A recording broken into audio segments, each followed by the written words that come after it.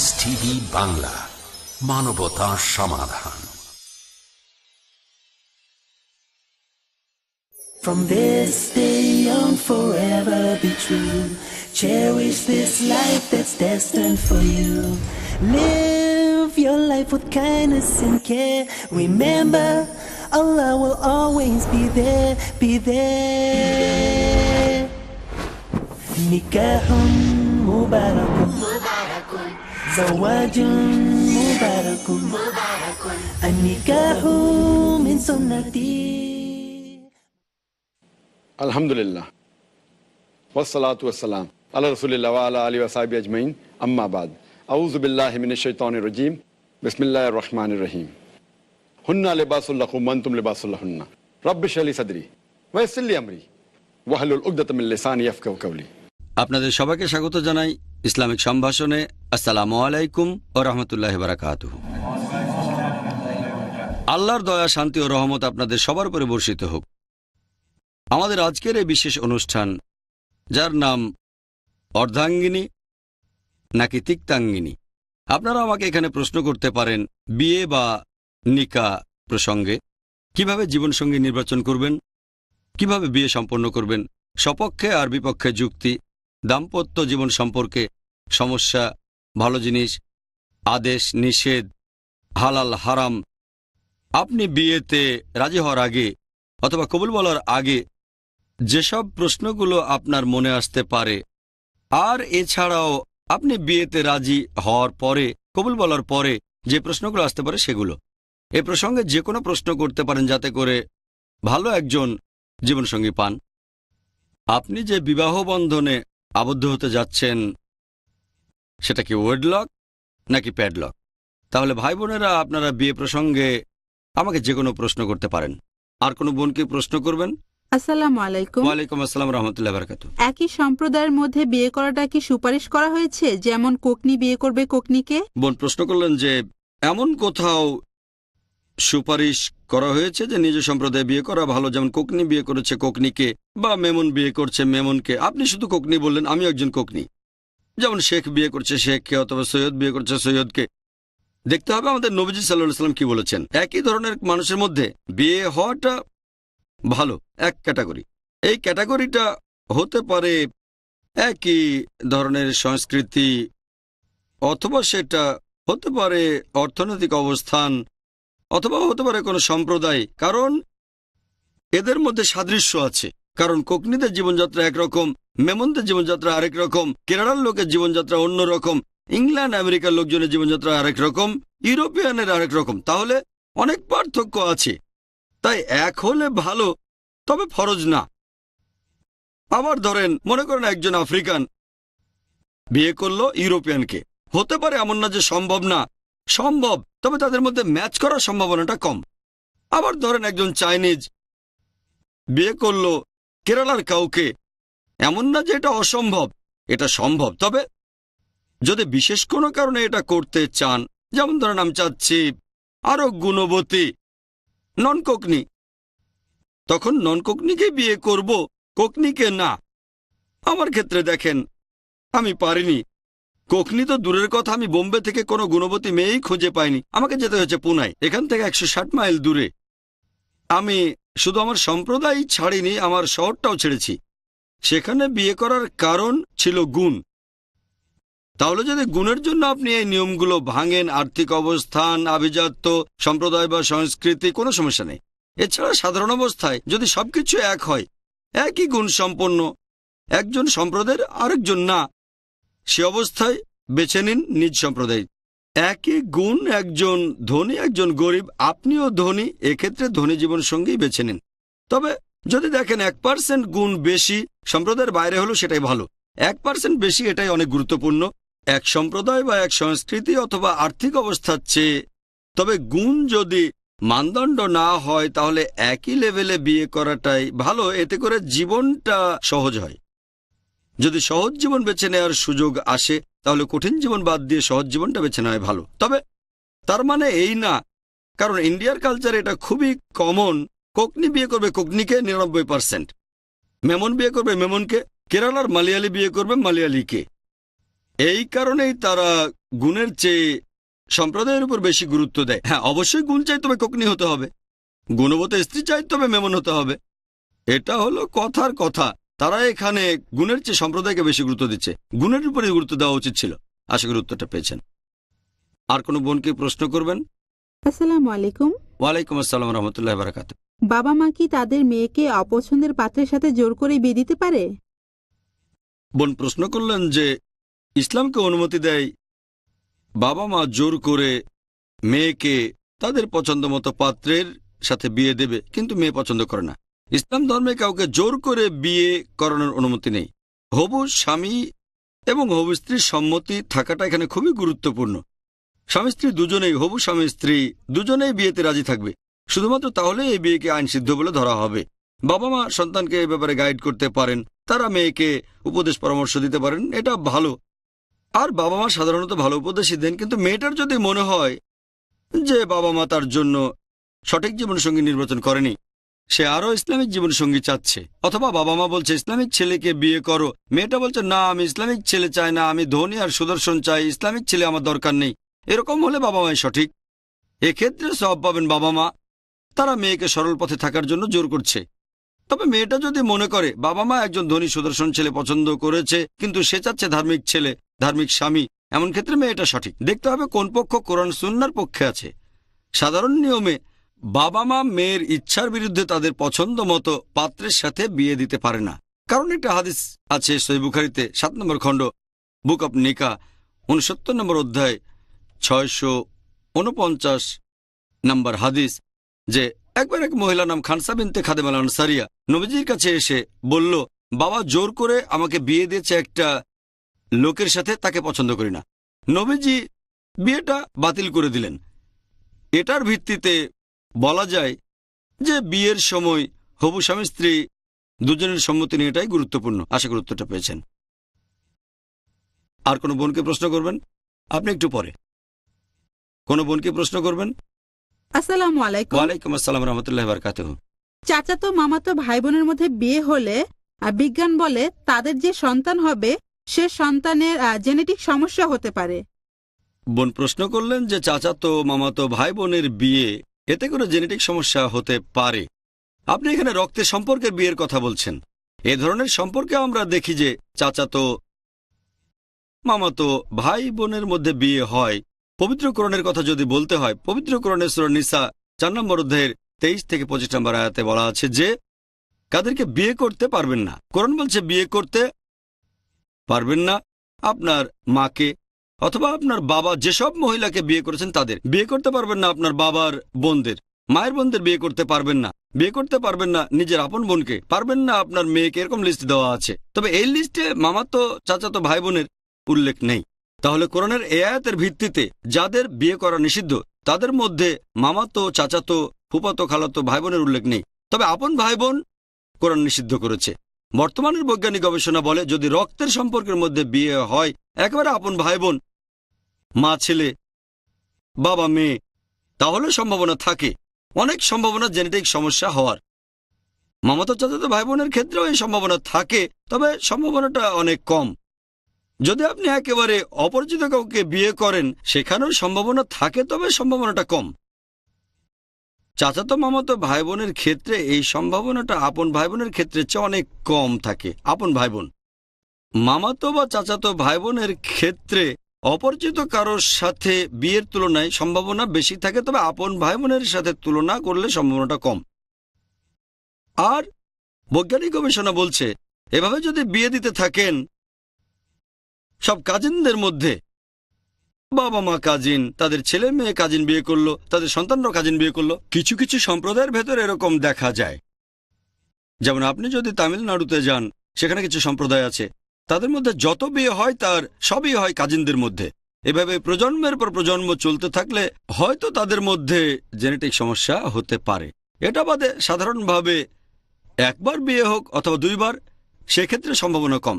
এটা আসলে একটা কালচার, ইসলামিক নিয়ম না।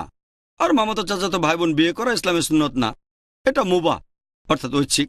আর একবার বিয়ে হওয়া মাত্র একবার, সেক্ষেত্রে জেনেটিক সমস্যার সম্ভাবনা খুবই কম। কিন্তু এভাবে যদি বিয়ে চলতে থাকে প্রজন্মের পর প্রজন্ম ধরে সমস্যা হতে পারে। আরেকটা হাদিস আছে, বর্ণনা দিয়েছেন আহমেদ সাকার। তিনি বলেছিলেন যে নবীজি মামাতো চাচাতো ভাই বোনের মধ্যে প্রজন্মের পর প্রজন্ম বিয়েকে উৎসাহিত করেননি। আশা করি উত্তরটা পেয়েছেন। আর কোনো বোন কি প্রশ্ন করবেন? আসসালামু আলাইকুম। ওয়ালাইকুম আসসালাম রহমতুল্লাহ বারাকাতু। শুক্রবারে বিয়ে করলে কি বেশি পুরস্কার আর রহমত পাওয়া যায়? এতে কি বেশি পুরস্কার আর রহমত পাওয়া যাবে যদি বিয়ে করেন শুক্রবারে? শুক্রবারে, হ্যাঁ। এ ব্যাপারে বলতে পারি আমি কোরআনের এমন কোন আয়াতের কথা জানি না, এমন কোন হাদিসও জানি না যেটা বলছে যে শুক্রবারে বিয়ে করলে বেশি পুরস্কার পাবেন। আমি শুনিনি এরকম কোন হাদিস, কোরআনের কোন আয়াতও আমি শুনিনি। তবে অবশ্যই অনুমতি আছে, শুক্রবারে বিয়ে করা তো হারাম না। আমার মতে এটা মুবাহ। আপনি শুক্রবারে বিয়ে করতে পারেন, শুক্রবারকে সাপ্তাহিক ঈদের দিনও বলা যায়, তাই শুক্রবারে বিয়ে করলে কোনো সমস্যা নেই। তবে এটা নবীজির কোনো সুন্নত না যে শুক্রবারে বিয়ে করাটা ভালো। শুক্রবার হচ্ছে ঈদের দিন, এদিনে বিয়ে করলে কোনো সমস্যা নেই, এটা ভালো আলহামদুলিল্লাহ। তবে এমন কোনো হাদিস বা কোরআনের আয়াত নেই যেটা বলছে শুক্রবারে বিয়ে করাটা সব বেশি। আশা করি উত্তরটা পেয়েছেন। আর কোনো বোনকে প্রশ্ন করবেন? আসসালামু আলাইকুম। ওয়ালাইকুম আসসালাম রহমতুল্লাহ। নবীজি সাল্লাল্লাহু আলাইহি ওয়াসাল্লাম বলেছেন দোজখের বেশিরভাগ অধিবাসী মহিলা, কারণ তারা তাদের স্বামীর প্রতি অকৃতজ্ঞ ছিল। তবে বর্তমানে আমরা দেখি পুরুষরা অনেক অপরাধ করছে, যেমন ধর্ষণ, তারপর খুন, এরকম অনেক অপরাধ। আপনার মন্তব্য? হ্যাঁ, মদ পান করাও বলেন। বোন প্রশ্ন করলেন যে নবীজি বলেছেন যে দোজখের আগুনের বেশিরভাগ অধিবাসী হলো মহিলারা। এর অন্যতম একটা কারণ তারা স্বামীদের প্রতি অকৃতজ্ঞ ছিল। তারপর আমরা এখন দেখি পুরুষরা খুন করছে, ধর্ষণ করছে, মদপান করছে। তাহলে এদের কি হবে? যদি আপনি ভালো করে দেখেন বর্তমানে পৃথিবীতে বহুবিবাহ নিয়ে অন্য প্রশ্নের উত্তর আমি বলেছি যে পৃথিবীতে পুরুষের চেয়ে মহিলা বেশি। যদি আপনি এভাবে ধরে নেন সাধারণ একটা অঙ্কের সমীকরণের মতো যে একই পার্সেন্টেজের পুরুষ এবং মহিলা দোজখের অধিবাসী হবে, আর একই পার্সেন্টেজের পুরুষ এবং মহিলা তারা বেহেশতের অধিবাসী হবে, এবং একই পার্সেন্টেজ দোজখে। যেহেতু পৃথিবীতে মহিলা সংখ্যা বেশি, দোজখেও তারা বেশি হবে, তার মানে বেহেশতেও মহিলা বেশি হবে ইনশাল্লাহ। কারণ আরেকটা হাদিসে আছে নবীজি বলেছেন প্রত্যেক পুরুষের জন্য কয়েকজন হুর থাকবে। এভাবেও যদি হিসেব করেন তাহলে বেহেশতেও মহিলার সংখ্যা বেশি হবে। তাই এত বেশি হতাশ হবেন না, এখানেও কিছু ভালো জিনিস আছে। আমাদের নবীজি বলেছেন যে বেশিরভাগ মহিলা দোজখে যাবে। এর অন্যতম একটা কারণ হচ্ছে তারা স্বামীর প্রতি অকৃতজ্ঞ ছিল। পুরুষরা কোন কারণে দোজখে যাবে সেটা এখানে বলা হয়নি। হতে পারে খুন, আমি জানি না, তবে সেটাও হতে পারে। সব পুরুষই তো খুন করে না, তার মানে এই না যে পুরুষরা দোজখে যাবে না। তবে মহিলারা যে দোজখে যাবে তার অন্যতম প্রধান কারণ হচ্ছে তারা স্বামীদের প্রতি অকৃতজ্ঞ ছিল। এ কারণেই এখনকার দিনে দেখবেন মহিলারা স্বনির্ভর হওয়ার জন্য চেষ্টা করছে। এই চেষ্টা করতে গিয়ে তারা কোরআন সুন্নাহ থেকে দূরে সরে যাচ্ছে। হাদিসটা ঠিক আছে, তবে তার মানে এই না যে পুরুষরা দোজখে যাবে না। আর বেহেশতেও মহিলাদের সংখ্যা বেশি হবে না। আশা করি উত্তরটা পেয়েছেন।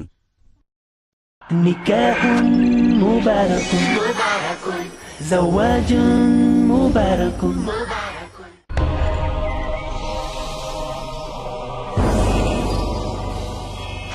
সেই তো একজন আদর্শ মুসলিম। ওয়ামান আহসানু দীনান মিম্মান আসলামা ওয়াজহাহু লিল্লাহি ওয়া হুয়া মুহসিন, যে তার সত্তাকে আল্লাহর জন্য একনিষ্ঠভাবে সৎকর্ম পরায়ণ হয়ে অনুগত করল।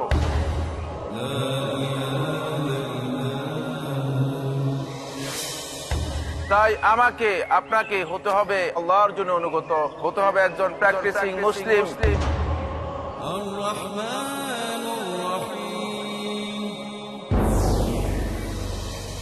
তাই একজন আদর্শ মুসলিম হতে হলে পিস টিভি বাংলায় দেখুন আমার আলোচনা একজন আদর্শ মুসলিমের করণীয় ও বর্জনীয়। কি কি রয়েছে সেই বৈশিষ্ট্য মালা যার কারণে বান্দা হতে পারে মহান আল্লাহর প্রিয়? জানুন এই অনুষ্ঠান যোগে আদর্শ মুসলিম, করণীয় ও বর্জনীয়। আজ রাত 9:30 বা পুনঃ সম্প্রচার সকাল 8টায় বাংলাদেশে পিস টিভি বাংলায়।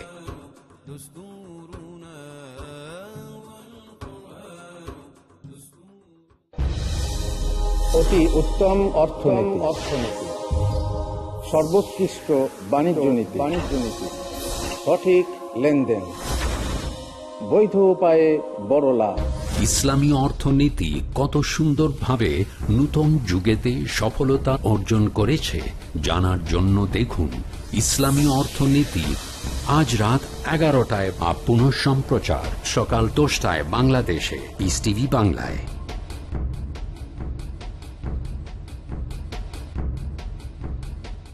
যা মানুষকে আখিরাতমুখী করে। আল্লাহ তাআলা চান মানুষ যেন আখিরাতে প্রতিযোগিতা লিপ্ত হয়ে যায়, যা পার্থিব লোভকে হ্রাস করে। বেশি বেশি পাওয়ার নেশা, বেশি বেশি পাওয়ার আগ্রহ তোমাদেরকে অতি ব্যস্ত করে ফেলবে। যা দ্বীন ও দুনিয়াবী পরীক্ষায় সফলতা দান করে। আল্লাহ তাআলা আমাদেরকে সম্পদ দিয়ে পরীক্ষা করেন, সম্পদ নিয়ে পরীক্ষা করেন। যা আত্মসমীক্ষায় অনুপ্রাণিত করে। আমি পুরো সময়, পুরো এনার্জি, পুরো চিন্তা, পুরো সংগ্রাম সাধনা যা কিছু করলাম কোনটা অর্জন করার জন্য করলাম। জানুন কেমন করে অর্জন করা যায় আল্লাহর অনুগ্রহ, অন্তরে আল্লাহ ভীতি সৃষ্টিকারী হাদিস সমূহ। পরবর্তী অনুষ্ঠান পিস টিভি বাংলায়। Nikahun mubarakun, zawajun mubarakun. আর কোনো বোনকে প্রশ্ন করবেন? যদি স্বামী দায়িত্ব পালন না করে, পরিবারের দেখাশোনা না করে, কোনো চাহিদা না মেটায়, আর ছেলেমেয়ের লেখাপড়ার খরচও না দেয়, এ ধরনের পরিস্থিতিতে একজন স্ত্রীর কি করা উচিত? যদি স্বামী পরিবারের দেখাশোনা না করে, যদি পরিবারের সদস্যদেরকে তাদের অধিকার না দেয়, অর্থনৈতিক অধিকার, যদি ছেলেমেয়ের দেখাশোনা না করে, এমন পরিস্থিতিতে স্ত্রীর কি করা উচিত? স্ত্রী দেখাশোনা করার জন্য স্বামীকে বোঝাবে, এটাই প্রথম দায়িত্ব। স্ত্রী হলো মহসেনা, শয়তানের বিরুদ্ধে দুর্গ। আর আমরা সাধারণত যেরকম সমস্যা দেখি যে স্ত্রী স্বামীর নামে অভিযোগ করতে থাকে, স্বামী স্ত্রীর নামে অভিযোগ করতে থাকে, এটা সব জায়গাতেই বেশ কমন। আগেও বলেছি এই সম্পর্কটা অনেকটা হাত আর গ্লোভসের মতো। তাহলে হয়তো স্ত্রীর ব্যাপারটা ভালো করে ভেবে দেখা উচিত যে হয়তো যদি সে স্বামীর কাছাকাছি থাকে, যদি স্বামীকে আরো ভালোবাসে, হয়তো স্বামী আরো বেশি যত্ন নেবে। তাহলে বেশিরভাগ সময় তালি দুই হাতে বাজে, এক হাত দিয়ে তালি বাজাতে পারবেন না। তবে সাধারণত সবাই দোষ দেয় অন্যজনকে। যখন অন্যকে দোষ দেয় তখন বুঝতে পারে না যে অন্যজনও তাকেই দোষ দিচ্ছে। সবসময় ব্যাপারটা এত সহজ সরল না যে হয় স্বামীর দোষ না হয় স্ত্রীর দোষ। অনেক সময় দোষ দুজনেরই থাকে। যখন পরিবারে এমন সমস্যা হয়, অনেক সময় সমস্যাটা থাকে দুজনের মধ্যেই। যদি তাদের একজনও ইসলামিক হয়, কোরআন এবং হাদিস মেনে চলে আর ধৈর্য ধরে, ইনশাল্লাহ বেশিরভাগ সমস্যার সমাধান হবে। সমস্যা মানে দুজনের কেউই ঠিকভাবে কোরআন হাদিস মেনে চলছে না। যদি দুজনই ধৈর্য ধরে, দুজনই কোরআন এবং হাদিস মেনে চলে, তারা জীবন সঙ্গীকে বদলে দেবে। কোনো সমস্যাকেই তারা মাথা তুলতে দেবে না। এরকম পরিস্থিতি হলে স্ত্রী তখন স্বামীর সাথে আলোচনা করবে, এটা সবার জন্য ভালো। তবে এরকম চলতে থাকলে স্ত্রী পরিবারের দেখাশোনার জন্য স্বামীকে সাহায্য করে যাবেন, এটা খারাপ। আর স্বামী তার দায়িত্ব জ্ঞানহীনতার উপর নির্ভর করে স্ত্রীর উপর অত্যাচার করছে, স্ত্রীকে মারধর করছে, এমন যদি হয় আর সহ্য করা যাচ্ছে না, তখন স্ত্রী সিদ্ধান্ত নেবে একসাথে থাকবে কি আলাদা হয়ে যাবে। এটা তার সিদ্ধান্ত। আশা করি উত্তরটা পেয়েছেন। কোনো ভাইকে এখন প্রশ্ন করবেন? মাশাআল্লাহ। আর আমি বলবো আলহামদুলিল্লাহ, এই অনুষ্ঠানের প্রভাব অলরেডি পড়া শুরু করেছে। শামস বলছে ও তাড়াতাড়ি বিয়ে করবে। মাশাআল্লাহ, খুব ভালো, আলহামদুলিল্লাহ। আমার প্রশ্নটা হলো, ভাই আরশি বলছিলেন আপনি কি একজন গুণবান ব্যাচেলার, মানে 4000-এর বেশি ইনকাম করেন? মাশাআল্লাহ, ভালো।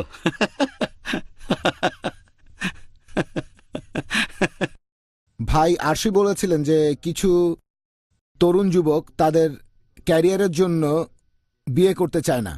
আমার প্রশ্ন হলো, কিছু মহিলা আছে যারা ক্যারিয়ারের কারণে দেরি করে সন্তান নেয়, কারণটা হয়তো ইসলামিক, তারা দাওয়া দিতে চায় অথবা এই ধরনের কিছু, তারা দেরি করে সন্তান নেয়। ইসলাম ধর্মে কি এটার অনুমতি আছে? উত্তর দেওয়ার আগে আপনাকে একটা প্রশ্ন করি, এই অনুষ্ঠানকে আপনার উপর কোনো প্রভাব ফেলেছে? এখানে যে বিয়ে নিয়ে এত কথা বললাম, তাতে কি কোনো প্রভাব পড়েছে? আলহামদুলিল্লাহ। মাশাআল্লাহ। কবে বিয়ে করছেন? ইনশাল্লাহ। কবে? আপনার সাথে কথা বলার পরে। আমার? ইনশাল্লাহ। আমার সাথে কথা বলার পরে? তাহলে যত তাড়াতাড়ি পারি কথা বলবো, আমি যত তাড়াতাড়ি সম্ভব এটা নিয়ে কথা বলবো ইনশাল্লাহ। আগামী মাসে? আগামী বছর? আগামী বছর? এটাই হলো সমস্যা। বললেন আমার সাথে কথা বলবেন, তারপর আমি উপদেশ দিলাম, এখন পিছিয়ে দিলেন। যদি উপদেশই চান তাহলে আগামী মাসে নয় কেন, আগামী বছর কেন? ইনশাল্লাহ। ইনশাল্লাহ, হ্যাঁ, তাহলে ভালো। এবার আপনার প্রশ্নটাতে আসি, যে আগের প্রশ্নটা ছিল অনেকে তাদের ক্যারিয়ারের কারণে বিয়ে করতে দেরি করে, তবে অনেক মহিলা আবার মা হতে দেরি করে। তারা সন্তান জন্ম দিতে চায় না কারণ ক্যারিয়ারে উন্নতি করতে চায়। এটা কি আসলে ঠিক? আমার মতে এটা মোটেও ঠিক না। কেন? কারণ শুধুমাত্র মা হওয়ার কারণে একজন মহিলা অনেক সওয়াব পেয়ে থাকে। আমাদের নবীজি মুহাম্মদ সাল্লাল্লাহু আলাইহি ওয়াসাল্লাম বলেছেন, এই হাদিসটার উল্লেখ আছে সহিহ বুখারীতে ৮ নম্বর খণ্ড, বুক অব আদাব, ২ নম্বর অধ্যায়ের ২ নম্বর হাদিস। একজন লোক নবীজিকে জিজ্ঞেস করলো, এই পৃথিবীতে কাকে সবচেয়ে বেশি ভালোবাসা সাহচর্য দেব? নবীজি বললেন, তোমার মাকে। লোকটা জিজ্ঞেস করলো, এরপর কাকে? নবীজি বললেন, তোমার মাকে। লোকটা জিজ্ঞেস করলো, এরপর কাকে? নবীজি আবার বললেন, তোমার মাকে। লোকটা আবার জিজ্ঞেস করলো, এরপর কাকে?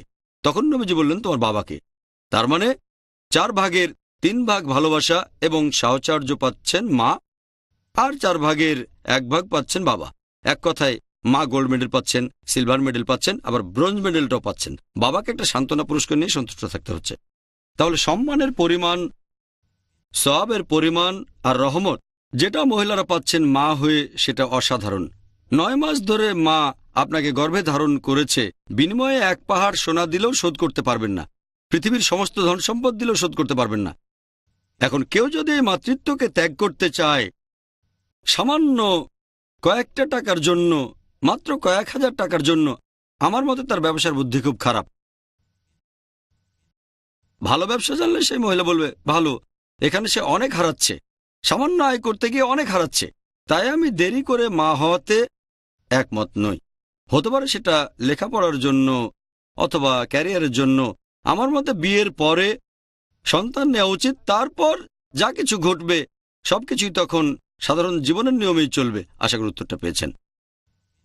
কোনো বোন কি প্রশ্ন করবেন?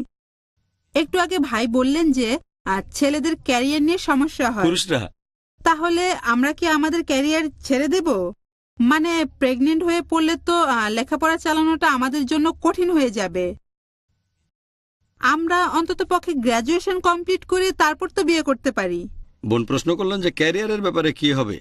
বিয়ে করলে গ্র্যাজুয়েশন আর ক্যারিয়ার নিয়ে সমস্যা হতে পারে, ক্যারিয়ার নষ্ট হয়ে গেলে তখন কি হবে?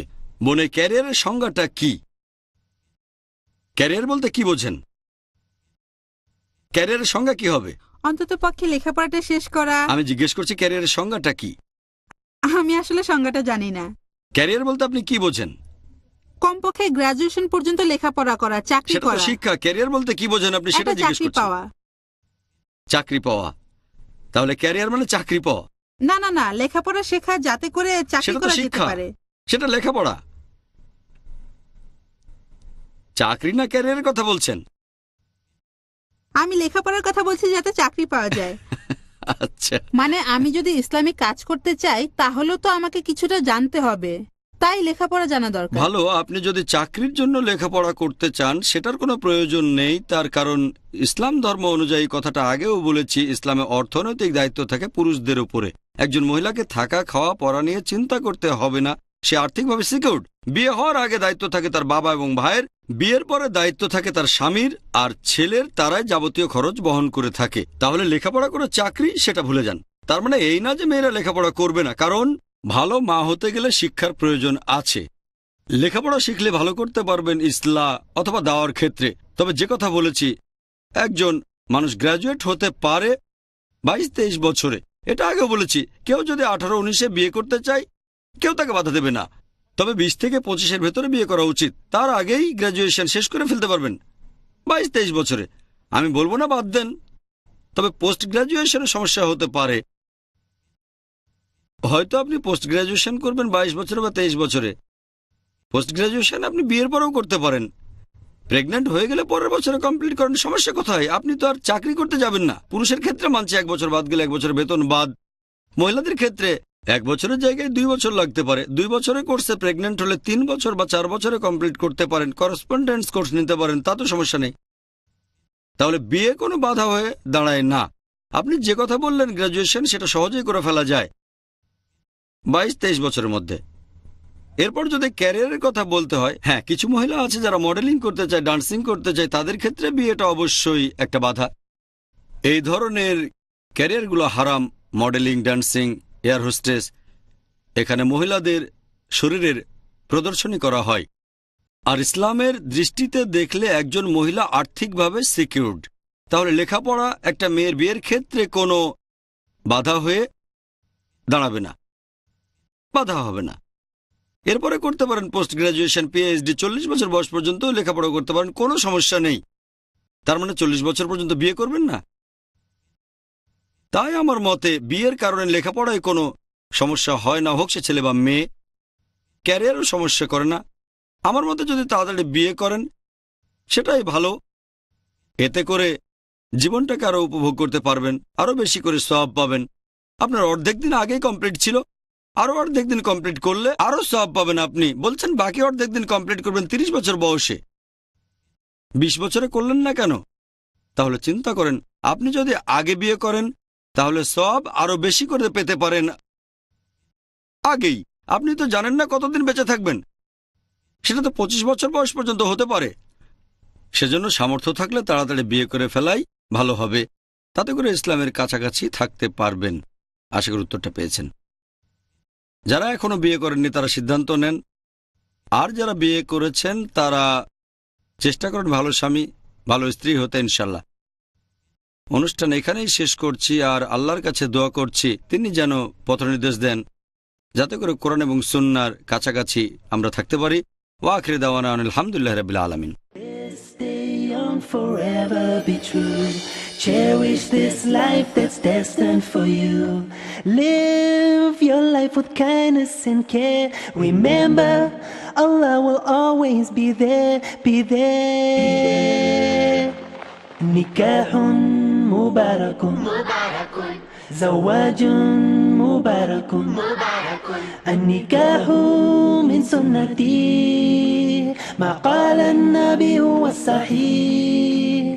نكاح مبارك نكاح مبارك زواج مبارك।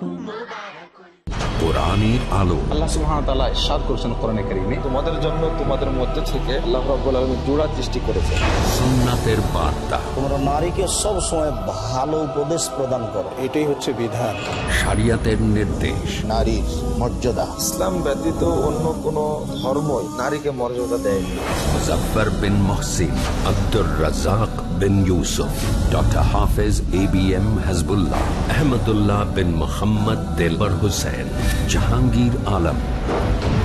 আল কুরআন যা নারী পুরুষের জন্য অনুসরণীয়। নারীদের জন্য নারীদের কর্মক্ষেত্র চিহ্নিত করা আছে। মানবতার অস্তিত্বের জন্য নারী এবং পুরুষ উভয়ের প্রয়োজন। তোমাদের মাঝে আল্লাহ রাব্বুল আলামিন প্রেমময় এবং দয়া সৃষ্টি করে দিয়েছেন। জানুন কেন মুমিন প্রত্যেক কাজে আল্লাহর ইচ্ছাকে মান দিয়ে চলেন। আলেমদের সংসর্গে প্রতি বুধবার রাত 9:30 বা পুনঃ সম্প্রচার সকাল 8টায় বাংলাদেশে পিস টিভি বাংলায়।